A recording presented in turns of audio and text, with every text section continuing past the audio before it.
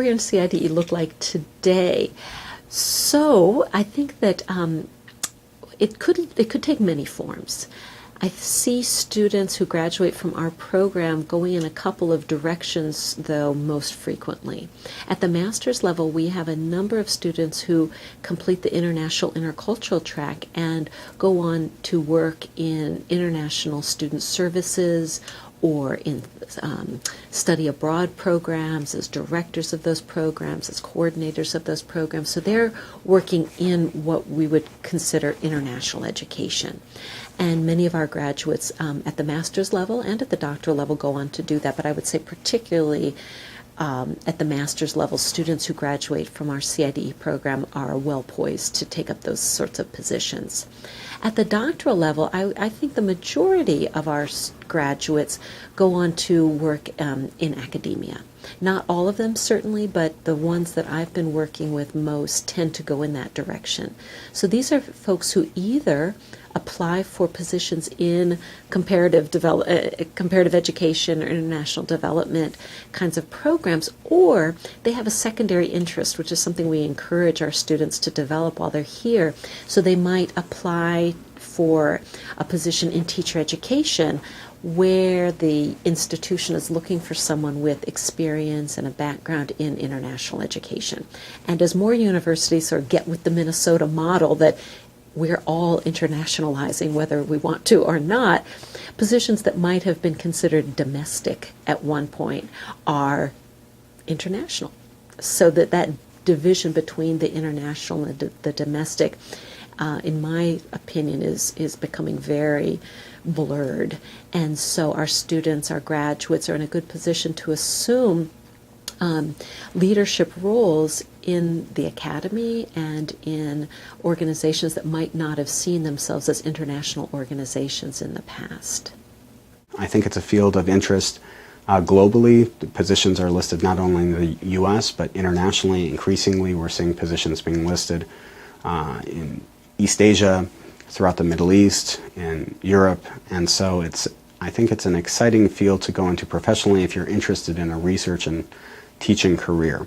Well, I think there's two models. I think there is the day job model, which is my model, where you have a real job and then you do international development as consultancies are available, and that allows me to have a certain amount of security in my life, but at the same time to say yes and no to opportunities as they come along. There's also the total plunge model, in which you take a job in which that is the focus of your work. You can do that either through international organizations or the consulting companies that bid on those contracts from those international organizations and actually do much of the field implementation. I really agonized when I was doing my trying to make a decision about what doctoral program to go into. I had the choice of doing international development education at Stanford or doing basically political science government at Cornell. And by choosing the international development education as a field rather than political science, it just has made possible so many diverse activities and experiences. As a political science professor, I could never have done the work I did with the Ford Foundation or the Asian Development Bank. Never. Or the work that I did with Nike.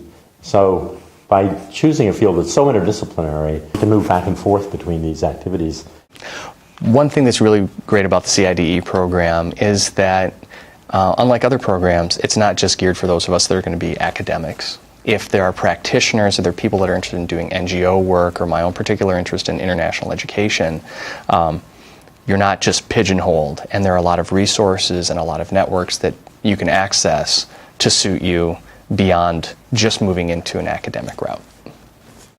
I think there are very broad opportunities if you think about it, because as we think about certainly global trends, a global economy, and the diversity of the world in which we are working in, whether it be K-12 education. There's over 80, 90 different languages spoken in the Minneapolis school systems.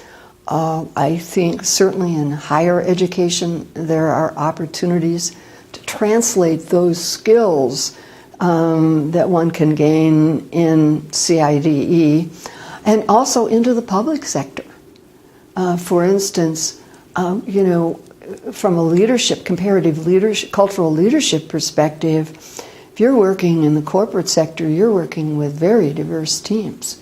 And it's absolutely critical that there's intercultural understanding as we work together. And I think sometimes we think perhaps a bit narrowly about what the opportunities are. So you can translate what I'm really saying is you can translate those skills, that knowledge, that scholarship, and it's very, very much needed into many different disciplines.